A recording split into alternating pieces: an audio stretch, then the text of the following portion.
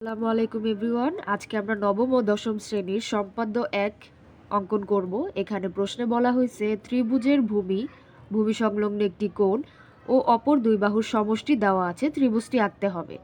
তো বইয়ে যে বিবরণটা দেওয়া আছে সেই অনুযায়ী আমরা অঙ্কন করব। প্রথমে আমরা ত্রিভুজের ভূমি নিয়ে নিব। ত্রিভুজের ভূমিটা যে কোনো একটা মাপ নিলেই হবে, আর যদি প্রশ্নে মাপ দেওয়া থাকে অবশ্যই সেই প্রশ্নের মাপ অনুযায়ী অঙ্কন করা লাগবে। তো আমরা এখানে 5 সেন্টিমিটার নিয়ে নিই, 0 থেকে 5 পর্যন্ত নিয়ে নিব। তারপরে ত্রিভুজের ভূমি সংলগ্ন একটি কোণটা আমরা এই পাশে অঙ্কন করি। কোণটাও যার যার পরিমাপ অনুযায়ী নিয়ে নিলেই হবে।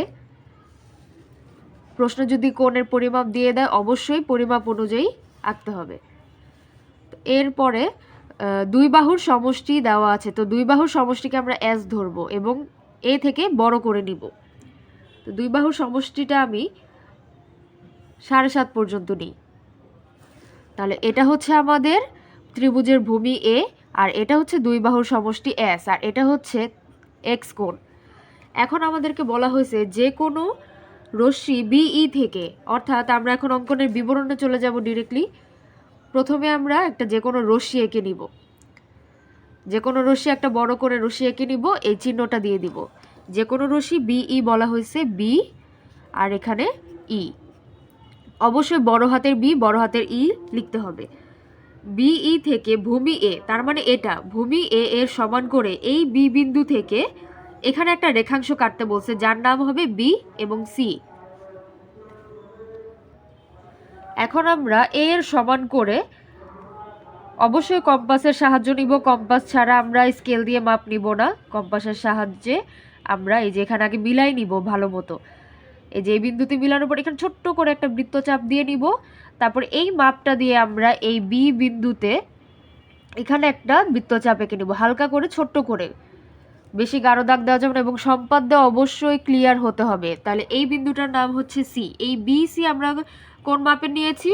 এ এর মাপে নিয়েছি। তাহলে এখানে ছোট্ট করে এ লিখে দিব, ভূমি এ এর মাপ করে নেওয়া হয়েছে। এখন আমাদেরকে বলা হয়েছে বি সি রেখাংশের বি বিন্দুতে কোণ এক্স এর সমান করে কোণ সি বি এফ অঙ্কন করি।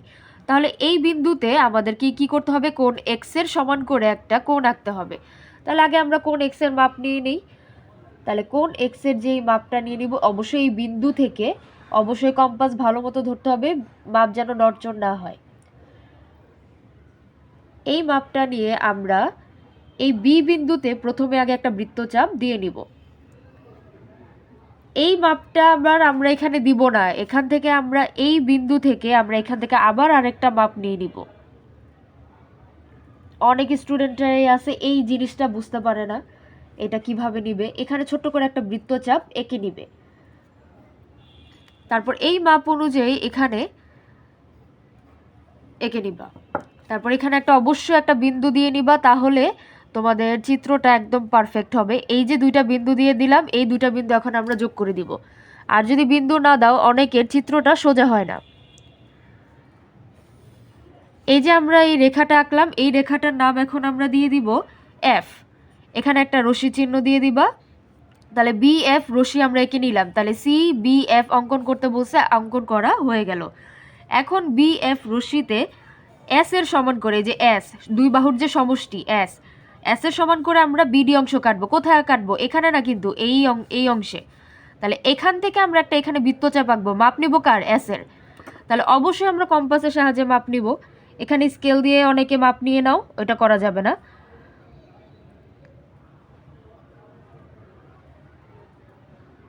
ছোট্ট করে একটা বৃত্তচাপ এঁকে নিবা।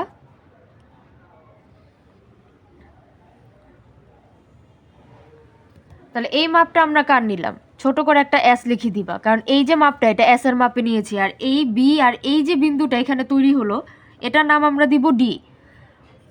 অঙ্কনের বিবরণে বলা হয়েছে বিডি অংশ কেটে নিতে, কাটা হয়ে গেল। এখন আমাদেরকে বলছে সি আর ডি যোগ করতে। তাহলে যোগ যে করব, অনেকে কিন্তু যোগ করার সময় যে একটু লাইন বাঁকা হয়ে যায়, তাই আমরা একটা বিন্দু দিয়ে নিব। অনেক এরকম বড় বড় করে গোল্লা দাও, ওটা দিবা না।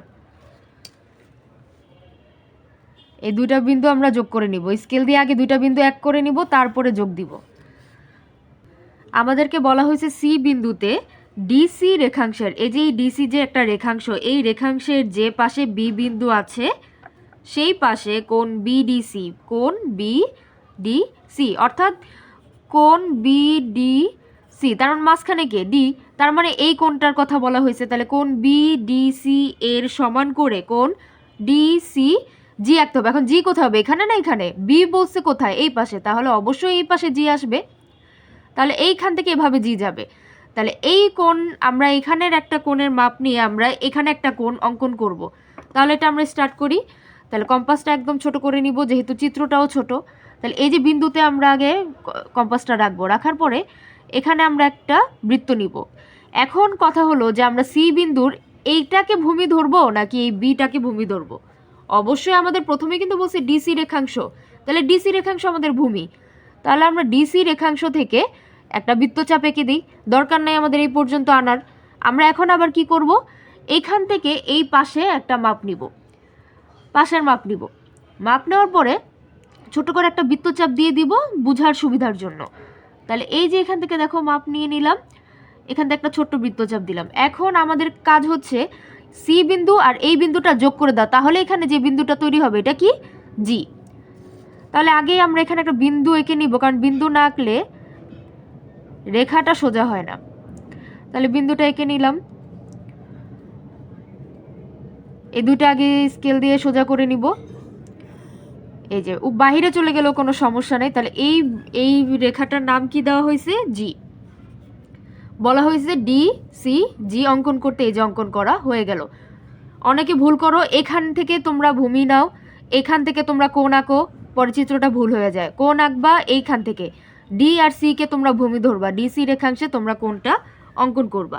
এখন বললো কি যে এই যে সি আর জি রেখাংশ, এই রেখাংশটা বি আর ডি রেখাংশকে এই বিন্দুতে, তার মানে এ কোথায়? এই যে এখানে একটা বিন্দু উৎপন্ন হলো, এই বিন্দুটার নামই কি? এ। এটা একসাথে হয়ে গেছে, তোমরা এস আরেকটু এখানে এঁকে নিবা। তাহলে আমাদের ত্রিভুজ এ বি সি একটা কি উদ্দিষ্ট ত্রিভুজ। প্রথমে দেখো এটা কিন্তু একটা ত্রিভুজের মতোই লাগছে, কিন্তু আসলে আমাদের অঙ্কন করতে বলা হয়েছে এই ত্রিভুজটা। তাহলে ত্রিভুজ এ বি সি একটি উদ্দিষ্ট ত্রিভুজ। তোমাদের যদি বুঝতে কোনো প্রবলেম হয় অবশ্যই কমেন্ট সেকশনে আমাকে জানাবা, আমি অবশ্যই তোমাদেরকে সাহায্য করার চেষ্টা করব। যদি ভিডিওটা ভালো লেগে থাকে অবশ্যই সাবস্ক্রাইব করবে, আমি পরের সম্পাদ্যগুলোর ভিডিও তোমাদের জন্য আনবো।